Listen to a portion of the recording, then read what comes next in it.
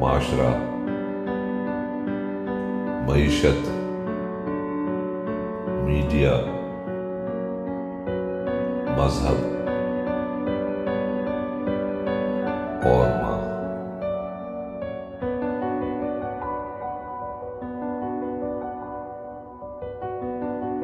السلام علیکم۔ Channel M5 سے نسرین حسین پرویز آپ سے مخاطب ہے۔ جیسا کہ ہم نے آپ کو بتایا تھا کہ اب ہم جو سیاست اتنی بری طرح اثر انداز ہو رہی ہے، پورے معاشرے کو اس نے ہلا کر رکھ دیا ہے، خاص طور پر جو معاشی ہمارے حالات ہیں، جو پرائس ہائیک ہے، جس میں مصنوعی آرٹیفیشل پرائس ہائیک جو ہے، مصنوعی مہنگائی، اس کا سبب 100% صوبائی حکومتیں ہیں۔ ان کے وہ بددیانت، ذلیل اور بے ضمیر میجسٹریٹس ہیں جو دکانوں پہ جا کر چھاپے مار کر چیز کو اس کی صحیح قیمت پر لانے کے بجائے ان سے پیسے لے کر آ جاتے ہیں اور کہتے ہیں جتنا مرضی بڑھانا ہے بڑھاؤ پرائس۔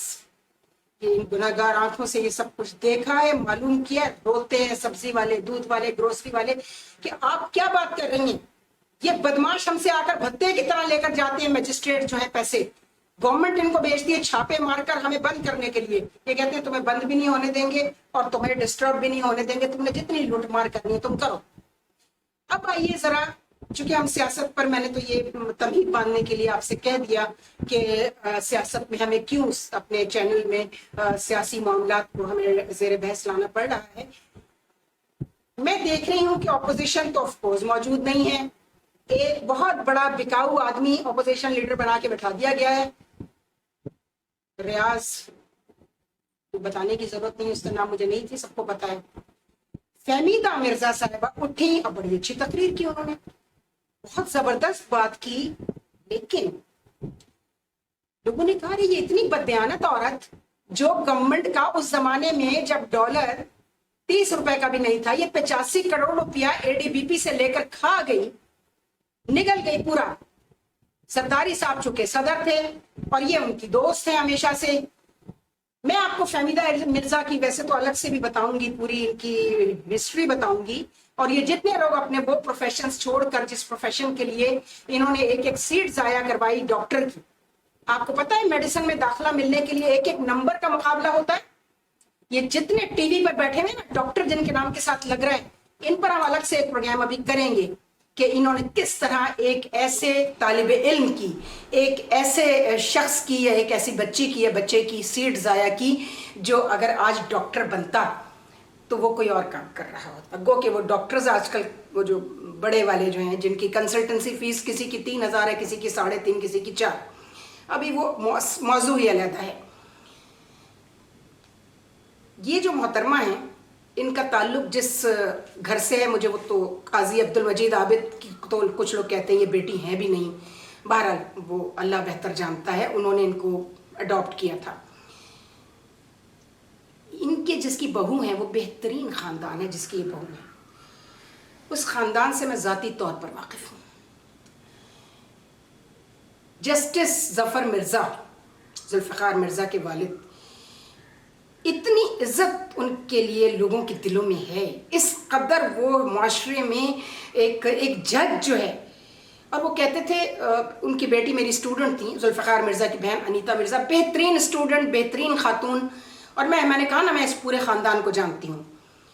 اس عورت نے ذوالفقار مرزا کے کردار کی ایسی کی تیسی کر کے رکھ دی ہے، اس کو مس گائیڈ کیا بہت سارے معاملات میں، چونکہ یہ پیپلز پارٹی میں گھسی پہلے، بے نظیر ان کو کتنی لفٹ کراتی تھی اس کے بھی چرچے بہت ہیں، نہیں تھی وہ، نہیں، جب بی بی نے ان کو پہچان لیا تھا تو وہ بی بی نے تھوڑا سا اپنا ہاتھ کھینچ لیا تھا۔ یہ زرداری صاحب کی دوست تھی، شوگر ملے، لوگ کہتے ہیں، میرے پاس اس کا کوئی ثبوت موجود نہیں ہے، لیکن میں وہ بیانیہ بتا رہی ہوں جو پیپلز پارٹی کے لوگوں کی طرف سے آتا ہے کہ انہوں نے شوگر ملے ہتھیائیں پہلے، پھر جب وہ فریال تالپور صاحبہ نے آ کے زرداری کی بہن نے وہ چھین لیں تو پھر یہ 100 کیڑے نکل آئے، ورنہ جب وہ صدر تھے انہوں نے ان کو اسپیکر بھی بنا دیا تھا۔ اور ایک جیولر کے ہاں سے یہ اپنے بیٹے کی شادی کے لیے بے تحاشا زیورات خرید کر لائیں اور اس کو پیمنٹ بھی نہیں کی، کہا صدر پریزیڈنٹ ہاؤس سے جا کے لے لینا پیمنٹ۔ وہ چیزیں بھی ہمارے سامنے ہیں، آپ کی ہر بددیانتی ہمارے پاس محفوظ ہے۔ बेचारे रऊफ क्लासरा के अलावा किसी एंकर ने इस मामले को सिर्फ उठाया नहीं, बहुत अरसे तक उन्होंने इस पर तहकीक की, इन्वेस्टमेंट की। एग्रीकल्चर डेवलपमेंट बैंक के लोगों ने कहा कि भाई ये आप जो हैं ये खुदा के लिए इस तरह के लोगों को आप, वरना ये बैंक बैठ जाएगा। सिंध के लोगों ने इतना पैसा ADBP से खाया है, इतना खाया है, उसमें एक सुल्ताना सिद्दीकी भी हैं जो हम टीवी चला रही हैं। उन्होंने तो उस वक्त ये 1.5 करोड़ रुपया लिया था। इनका तो 85 करोड़ है फहमीदा मिर्जा का। उन्होंने उस ज़माने में जब डॉलर 10 रुपए का था 1.5 करोड़ रुपया लिया और वो कभी वापस नहीं किया, और उनका साथ दिया उनके एक इनकम टैक्स सर्विस का पता नहीं किस तरह लेटरल एंट्री से घुसे थे मजहरुल हक सिद्दीकी उन्होंने। लेकिन दूसरा भाई जो बहुत मेहनती था और अपने पैरों पर खड़ा होकर आगे बढ़ा, जहांगीर सिद्दीकी, वो अपनी इस बहन को नहीं मिलता। क्यों नहीं मिलता? क्योंकि वो उन करतूतों से वाकिफ हो गया था, जो ये चैनल खुला और जो भी कुछ हुआ उन्होंने अपना जो भी इनके साथ शेयर था वो वापस निकाल लिया। कि ये सारी औरतें सिंध से, सिंधी तो अपनी औरत को बाहर आने नहीं देते थे पहले, ये कैसे बाहर आई ये औरतें और क्या क्या गुल इन्होंने खिलाए हैं वो देखना पड़ेगा। और फिर अपोजिशन में खड़े होकर ऐसे तकरीर कर रही होती हैं जैसे ये दुनिया की सबसे पारसा इंसान है। तो भाई बात ये, लोग कहते हैं हाँ कोई साहिब ईमान उठकर अपोजिशन लीडर की तकरीर करे, जो कि रियाज को करनी चाहिए थी, नहीं की उसने। इन्होंने कहा कि ये है जब कोई मौजूद ही नहीं है सामने, ताकि लोगों से ये वोट ले सकें आइंदा।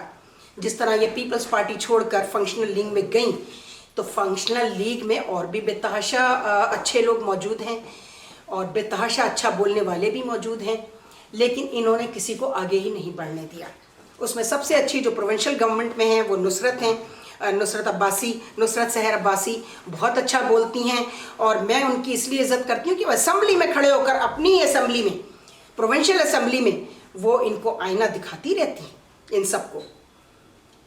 उनको, मुझे अफसोस है पगाड़ा साहब से मैं ये शिकायतन कह रही हूँ, और यही बात हमारे मरहूम जाम मदद अली भी कहते थे कि भाई अच्छे लोगों को फेडरेशन में भेजना चाहिए, उनको सेनेट में भेजें, उनको नेशनल असेंबली में भेजें।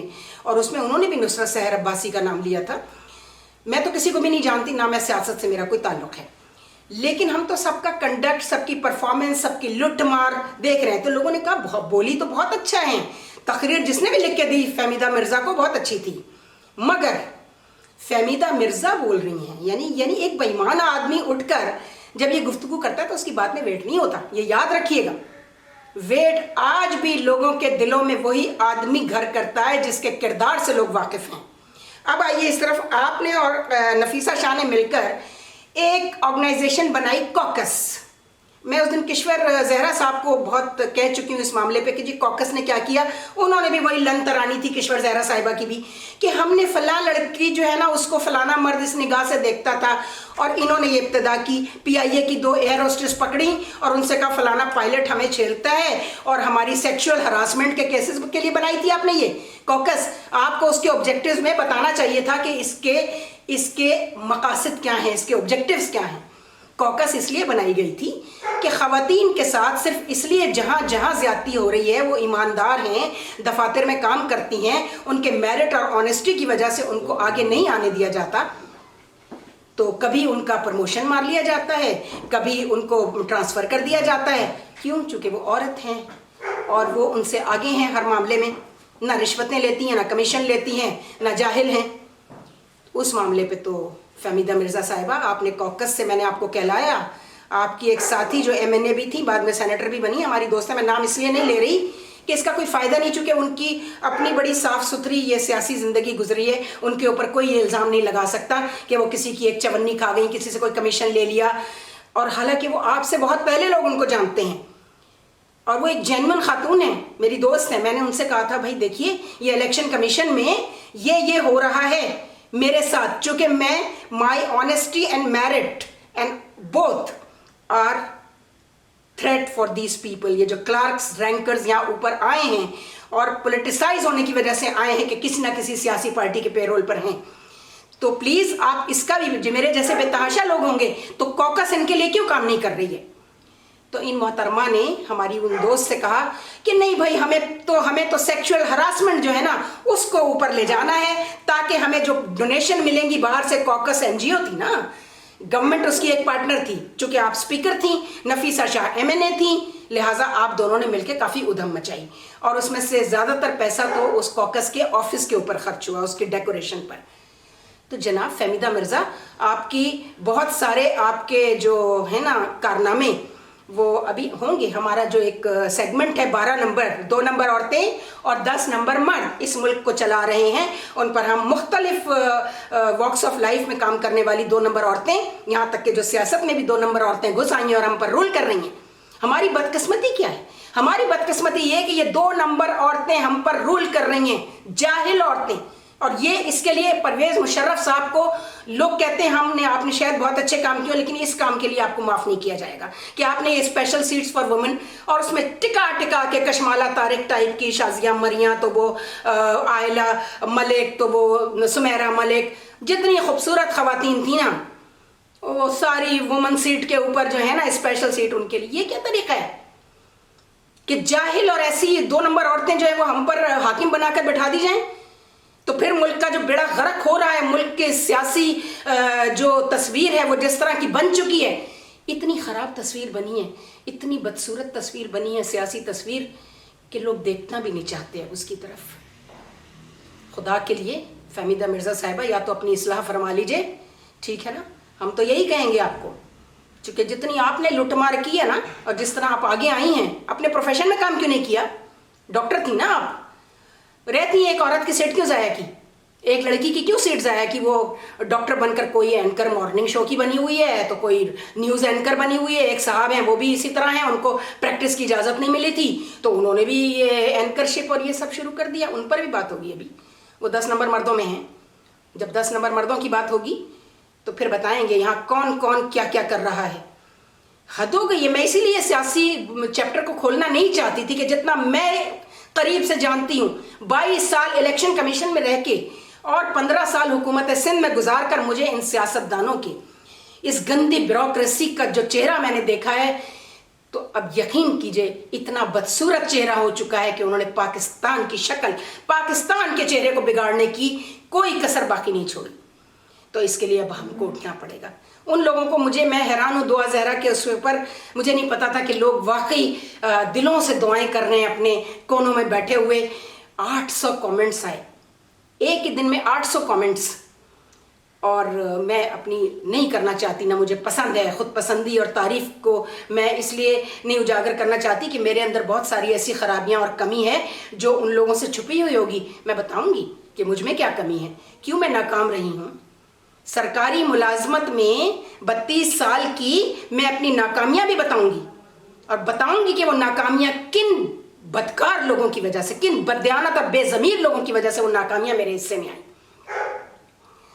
एनीवे, फहमीदा मिर्ज़ा साहिबा पहले अपनी इस्लाह कर लीजिए, फिर जब आप अपोजिशन में अच्छा बोलेंगी तो सबसे पहले आपकी तारीफ मैं करूंगी।